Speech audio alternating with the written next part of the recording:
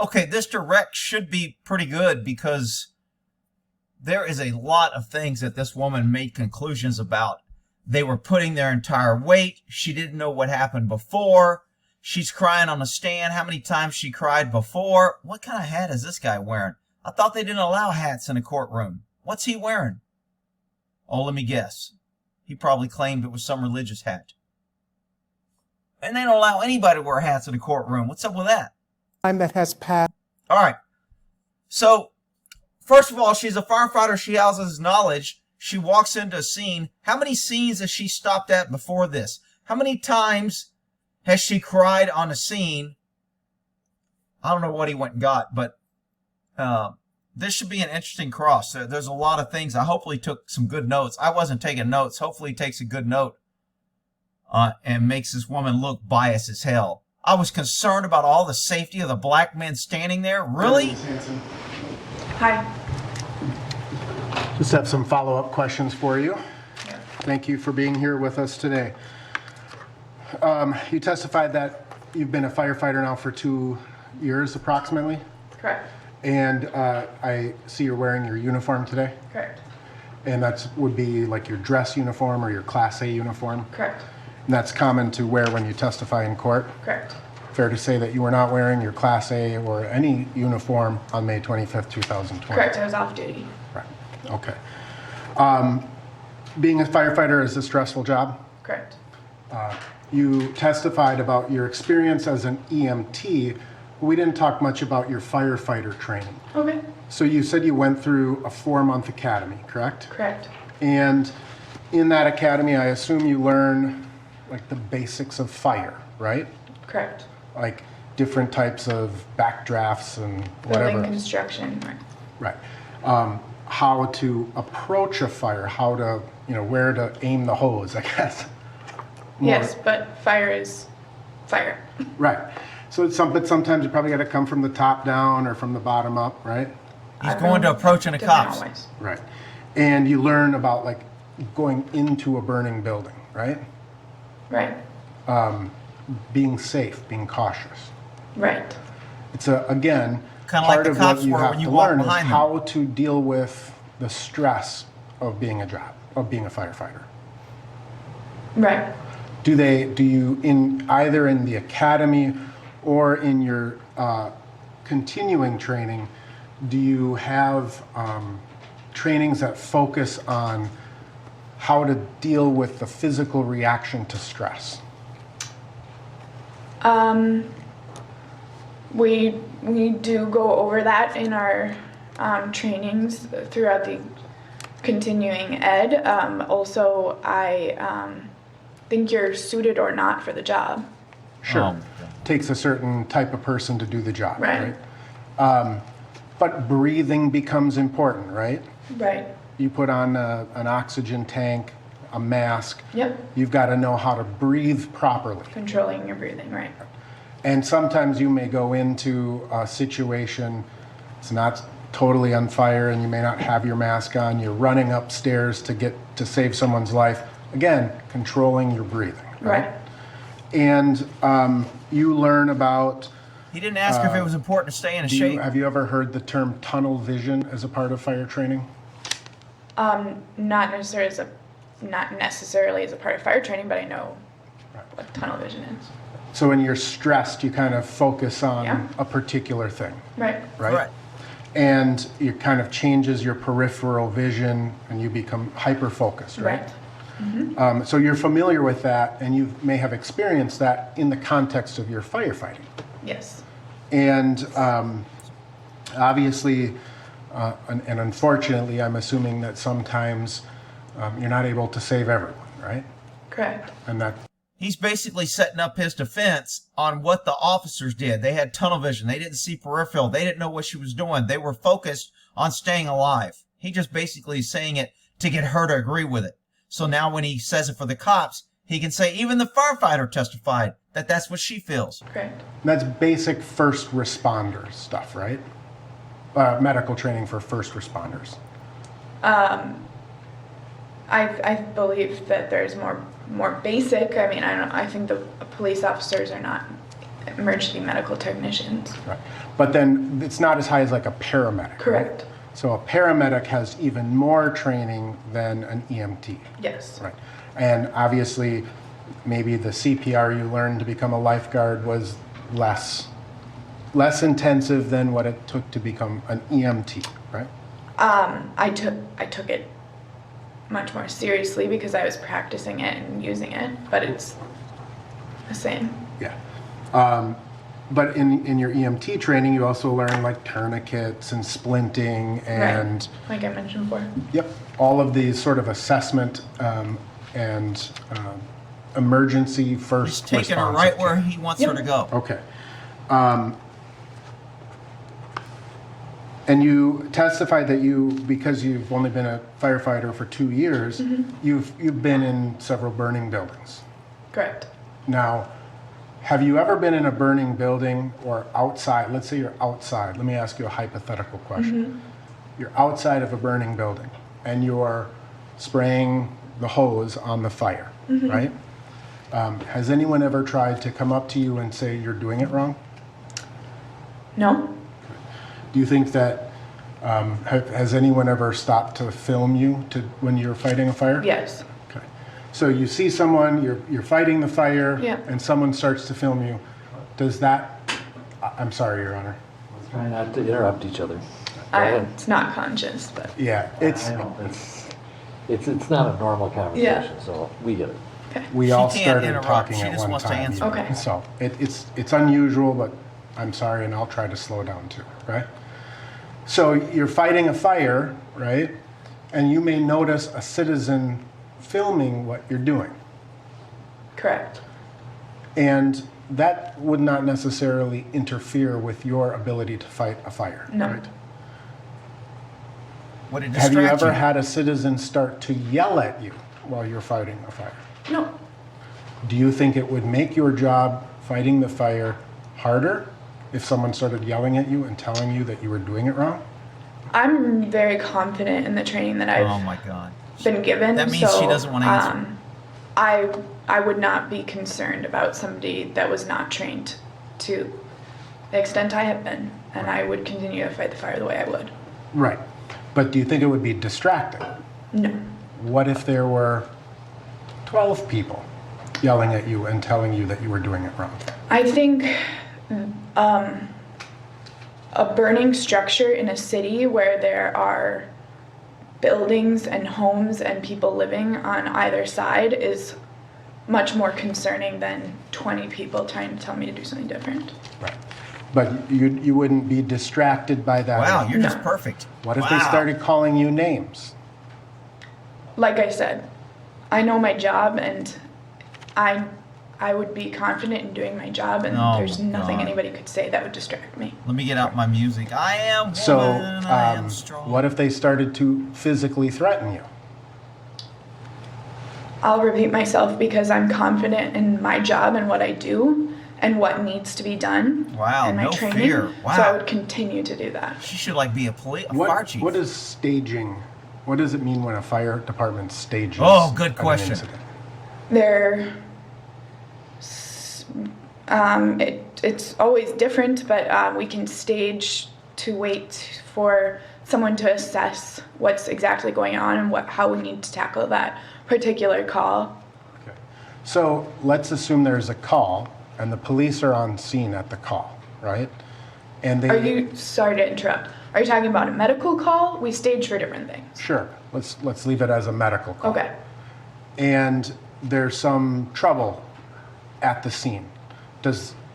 Do you just come right into that emergency call, or does fire stage until police clear the scene? We stage and wait for police to give code 4. Right. Code 4 clear. means all clear. Because it's dangerous. Right. So in a situation where there is trouble and the police are dealing with that trouble and they know they need a medical personnel to come into the scene, Yeah. medical won't come into the scene until it is called code 4, right? Correct. All right. Oh, great point. And you said in your experience, you've been on numerous calls throughout the 2 years you've been a firefighter, right? Correct. And What would you agree that a fair number of those may have been calls that started out as call where the police responded first? Correct. So it's usually the police that are there first, they do some assessment, and they will call for medical. Correct. Have you ever been called to a scene where the police didn't call you? Meaning the police were present and they weren't the ones that called you? Can you repeat the question? Sure. It's a little confusing. Police go to a scene, right? And whatever's happening at the scene, and they just don't ever call for medical, even though there's a medical situation. Well, I wouldn't know because that means I wasn't called to it. Precisely, right? So if you go to a scene, it's because you're responding to a call, right? Correct.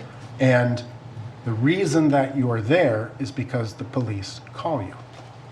If the police are on scene first. Right, if the police are on the scene first. And so in a situation where you see someone having a medical emergency, right, wouldn't it be reasonable to assume that the police had already called for medics?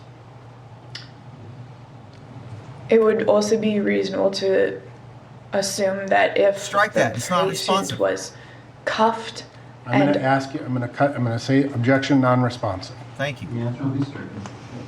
Wait for the question and then She's answer trying to help the question that is asked. prosecution. She does It's want a to help yes or no them. question, ma'am. Goes to bias. Is it reasonable to assume that if a patient is having a medical emergency and the police are present, that they have called for E EMS? your question is unclear because you don't know my job, so Okay, can't answer. sure. So let's take this scene, right? May 25th, 2020. You walk upon a scene, you see someone having a medical emergency, right?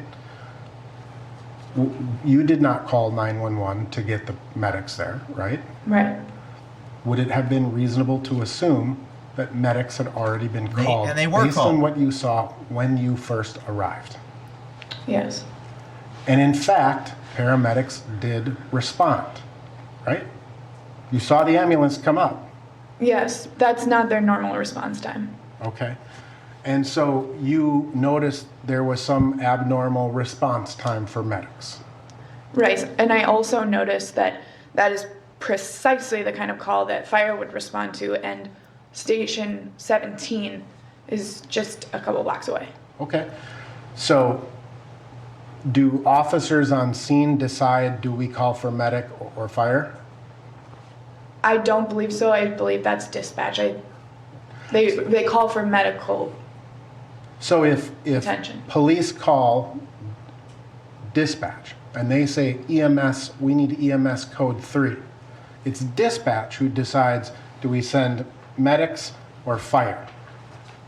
Well, it would be medic. It would be fire with medics, not just fire ever. I don't know the answer to that. Fair enough. But ultimately, medics did arrive, right? Yeah, eventually. And you have no frame of reference of when police called paramedics, do you? No, but I know how long it takes for medics to get to calls typically, and I know how long it takes to drive 3 blocks in an emergency fire vehicle. But that presumes that the fire vehicle was not on another call, right? It would have been a different station that was, the nearest 2 other stations would have been able to respond to that call in 3 She's minutes. trying to be technical or So avoid the if question. you She's losing credibility. first walked on scene at 8:26:29, Bad witness. that was what we just saw. Okay. 8:26:29. Okay. And paramedics had been called at 8:21. That's an abnormal response time based on your experience. What time did you say I arrived? 8:26:29. And the medics arrived at what time? The medics were called at 8:21. Code 3. I don't believe that. She just said the facts. She don't believe But it. again, you'd have no frame of reference, right? I mean, you've not seen any police reports, you've not looked at the CADs, you've not heard the 911 calls, you didn't listen to dispatch that night, did you? That night? No, not that night. Oh, you did But afterwards. that's totally abnormal. All right. And fire would have been added to that call because we go to calls like that all the time. Right. Oh my God. And so it was abnormal, it would be completely and totally abnormal in your experience for it to take that long to get to the scene. Absolutely. All right. And are you familiar with the term load and go? Yes. And I believe you had a conversation with the BCA agents shortly after this incident, and you described what you observed as far as the paramedics doing was what's called a load and go, right? Correct. And that is essentially, as I understand it, paramedics arrive, something is amiss at the scene, so we put them into the ambulance and we move the ambulance to another. A safe location to Right. address the needs. Which And would imply the that's what you situation observed wasn't safe. here, right? Correct. And it's because there were quite a few people, and those people were all fairly upset, right? Correct. And so, in your mind, as a paramedic with the experience that you EMT. have, or I'm sorry, as an EMT, I apologize, but as an EMT, you've done load and goes before, We've done load and goes, yeah. right? And so, the reason that the medics did not commence, at least as far as you understood, commence resuscitative efforts for Mr. Floyd was because they were doing a load and go, get him away. Correct. I want to object to that. It's no personal knowledge of this witness that Overruled. That's what you told the agents, right? I don't remember exactly what I told the agents, but it looked like a load and You go. remember everything about this scene? You don't remember what you told agent after no. the scene? In terms of your, again, personal experience, or excuse me, on that day, the paramedics drove off, and then at some other point, a couple minutes later, is when the fire truck arrives, right? Right, and that's how I knew there was something wrong when requesting medical assistance. Okay, because the fire department showed up at Cup Foods, and the ambulance had already left and gone to another location. No, more because the fire, whether it's 17s or a different station, would have been able to respond to that call much sooner than medics were. All right. So, you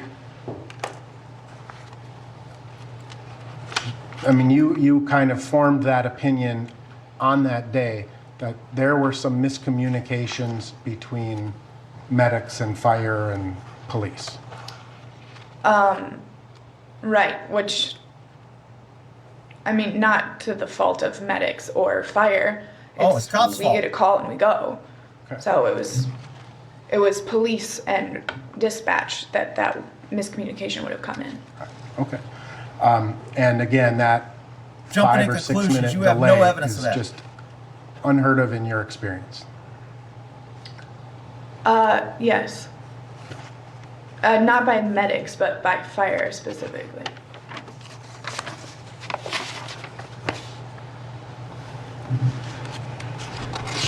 Go to where she said he put all his weight on him. 3 grown men, full weight on him. Are you trained as an EMT in the use of Narcan?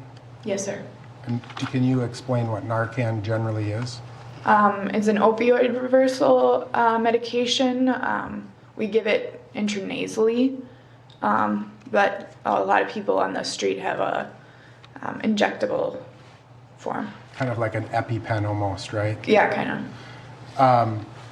You testified that the firehouse that you work at, you deal with a lot of overdose calls. Correct. And so you've had a lot of experience dealing with people who are overdosing Correct. from opiates or from other controlled substances. Correct. And you have seen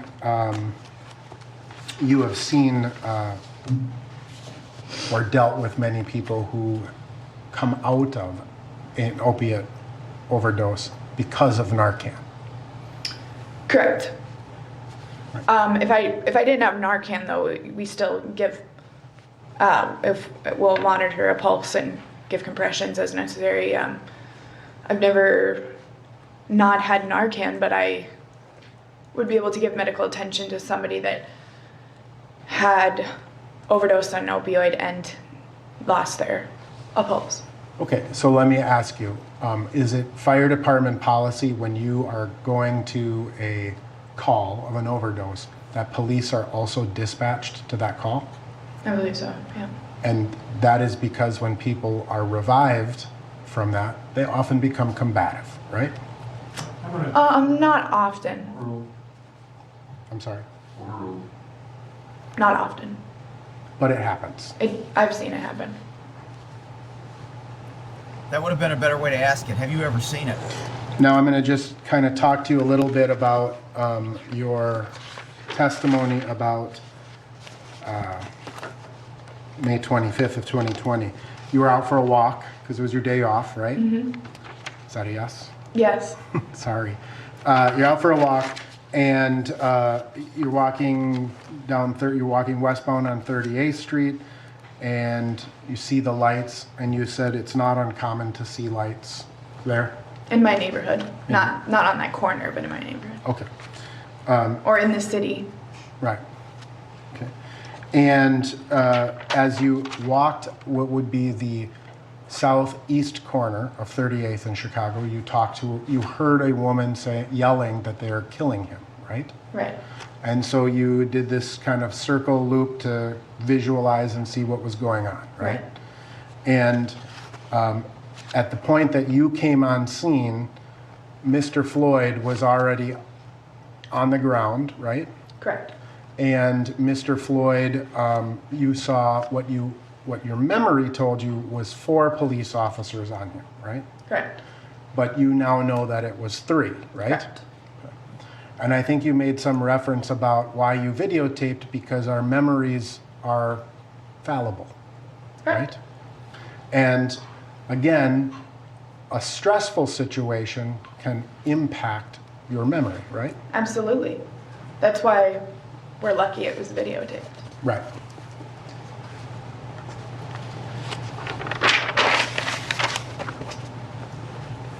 It's also fair to say that once you kind of came, you first talked to Officer Tao, and you said that you identified yourself as a Minneapolis firefighter, right? Correct.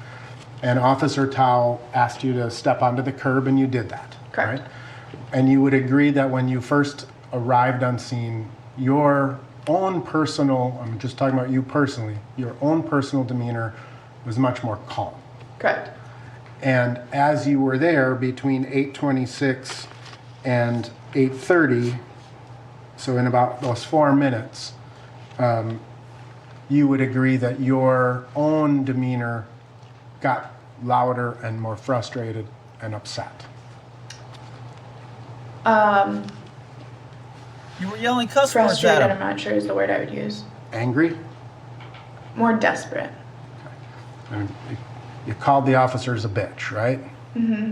Yeah. I got quite angry after Mr. Floyd was loaded into the ambulance and there was no point in trying to reason with them anymore because they had just killed somebody. So in terms of They had just killed non-responsive. He terms should of have had the- that stricken. time that you were there, you have no idea what those officers were doing on the side of the car, right? Saying the officers that I couldn't see from my vantage point, is that what you're asking? Right. You Right, don't know I what they could- were doing. I couldn't see the 2 junior officers except for maybe like their shoulders up. And so it's fair to say you don't know what they were doing. Correct. You don't know what they were talking about. The 2 of them, no. You don't know if they called an ambulance. And there was, again, you described a fairly large crowd, 10, 12 people that were all in that, You don't know what happened before, that they were fighting with him for 30 minutes. right? Right. And some people were yelling louder than others, right? Right. And a lot of people were saying things like, get off of him, right? Right. And a lot of people, you yourself were saying, I want to know what his pulse is, Yeah. right? And some people were swearing. Absolutely. And would you describe other people's demeanors as upset or angry? I don't know if you've seen anybody be killed, but it's upsetting. Wants to answer it Yes, I was just going to object, Your Honor. as argumentative, and you can proceed. I'm going to just ask you to answer my questions as I ask them to you, okay? She's got an agenda, so she's trying to slide it in. Very biased witnesses for the prosecution. Wow. Nobody's just given the facts, and it is You what it also is. talked about They all have an how- agenda. when you first approached, you saw the complete and total body weight of all 3 officers on Mr. Floyd. I never said all 3 officers. Oh. Their body weight was on him. The 2 in the back, their full body weight was seeming to be on him, but that's not something that would kill. All right. But you testified that their Okay, yes. body weight. Yes, my their question body is, weight, yes. was on. Just answer his questions if you Okay. would. So just to be clear, for the record is clear, you testified. Yes. Let me finish my question. Finish your question. You testified that when you first arrived, you observed the weight of all 3 officers on Mr. Floyd. Yes or no? Yes. But again, once you were ushered or commanded or directed, whatever term you want to use, to the curb, you again, as far as the other 2 officers, you were not watching who had their weight, where, or when. Correct. I could not see the other 2 officers. I could see them, and they were not talking much. I could see their faces. A lot of people were yelling, Right? and again, you were not paying attention to what they were saying. Just here and there. So do you remember what the officers were talking about? Oh, the officers? No, I have no idea. They weren't talking. All right. He's going to play the body cam showing they were talking. You also testified that as you were observing Mr. Chauvin on George Floyd, that you formed the opinion that Mr. Chauvin's hand was in his pocket. Correct. And you described him as comfortable. Correct.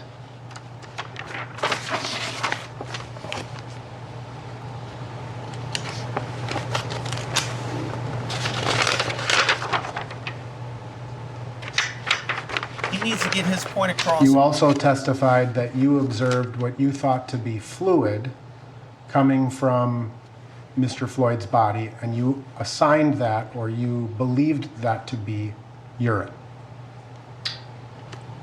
I considered that it was, and took that as a sign. that Do he you needed- recall telling the agents that it was his urine? I don't recall. That means she said in her statement it was. He wouldn't ask that. See, I think he needs to ask her questions that she doesn't know. Like, do you know how long they were fighting? Do you know how much Mr. Chauvin weighs? Do you know what the 3 officers said? Do you know when they called paramedics? Do you know And if you they called said them that, twice? you testified that your focus became really sort of zoomed in on trying to get the attention of the officers, right? Not the attention so much as trying to reason with them and gain access to get medical attention. And you testified that you believe that the other voices, the voices of other people, interfered with you getting their attention. I was worried about it, but I know that Tao could hear me talking because he was responding to me directly. Non-responsive. Now, in terms of your the statement that you gave, you were interviewed by agents Lund, Matthew Lund, and agent James Ryerson. Do you recall those names? No. Do you dispute me if I'm No. telling? Okay.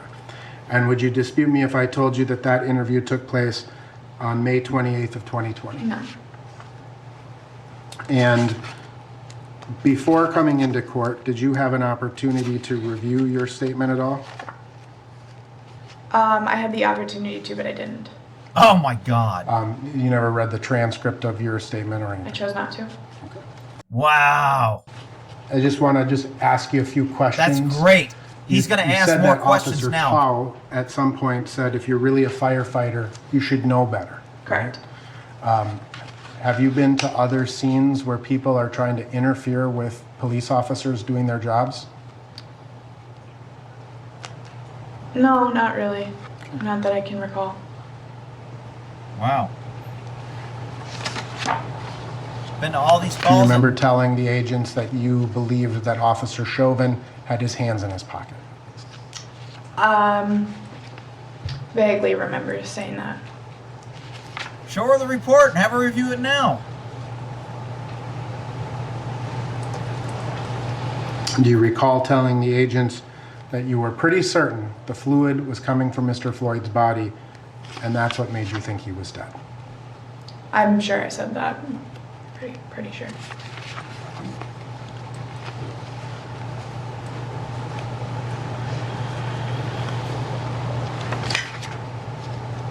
Do you recall describing the crowd as a heavy crowd?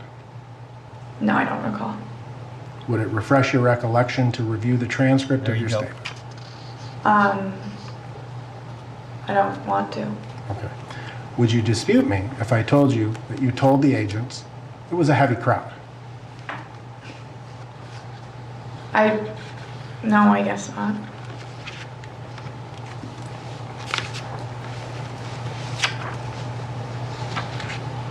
The prosecutor's going to come back and go, why didn't you want to review it? So she can get emotional and say it was to this. You watch. Do you recall after paramedics took Mr. Floyd and then you had a conversation with the firefighters that arrived, how you described the physical appearance of Mr. Floyd? I don't recall. You recall telling them that Man, he... Your Honor, I'm going to object. Given this is an improper form of cross. She remembered I a don't lot wanna about argue. all the bad stuff. She What's don't your remember grounds? nothing. Improper form of cross-examination. Sustained. You may impeach if you wish. All right. I know you don't want to look at your transcript, but may I approach the witness?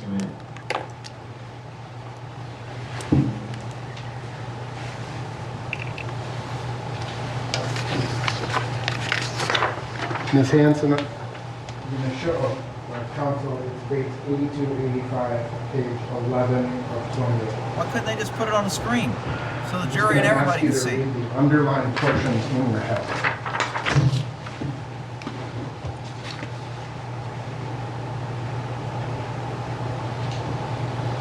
Look at the hands, defensive position. Yeah. She's angry. Does that refresh your recollection of this conversation? Yeah. Did you describe Mr. Floyd as a small, slim man? Make the same objection. Overruled. Oh my God. Yeah, it appeared to, with 3 grown men on top of somebody, it appeared that he was small and frail. Okay. Wow. 6'4", 6 foot something, 240. He's small. Really? But I know that not to be there's true, no question. obviously. There's no question. Good. Good. Shut her down. She's getting cocky because she knows she's looking bad. I was finishing my answer. There she goes. Members of the jury, we're going to quit for the day. Please go back into the courtroom. Counsel remain. See, now she's going to Witness throw a little remain. hissy fit.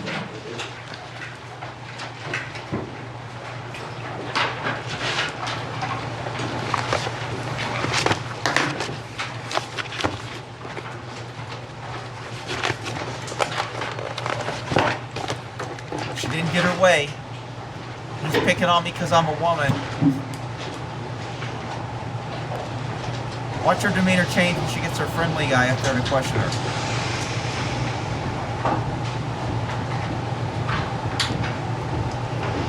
Man, you talk about a bias hating cops. seated.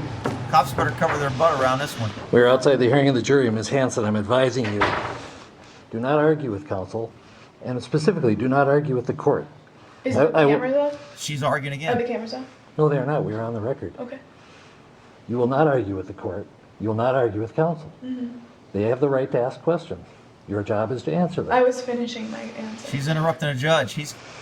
I will determine when your answer is done. Okay, well, And so, do not argue with the court. Do not argue with counsel. Answer the questions. Do not volunteer information that is not requested.